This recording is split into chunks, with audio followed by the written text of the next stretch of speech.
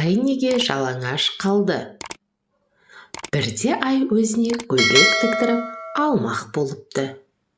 Тігінші айдың бой тұрқын өлшеп алады да, көйлекті пішіп, тігуге кіріседі. Уәделескен шағында ай көйлегін алуға келсе, көйлегі әрі тар, әрі қысқа болып шығыпты. Иә, мен қателескен екем, дейді тігінші.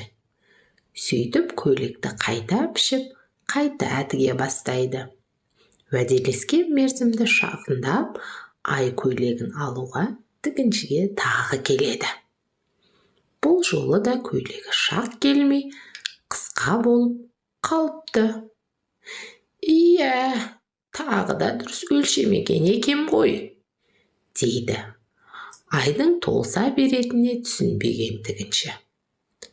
Сонымен қайта өлшеп, қайта пішіп, қайтадан тігуге кіріседі. Ай тағы да көйлегін алуға келе жатады.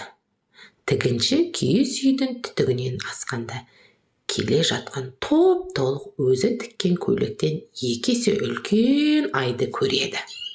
Не істерін білмей, сасқалақтап, тігінші басы ауған жаққа қаша жөнеледі. Ай ары іздеп, бері іздеп, тігіншіні таба алмай қалады.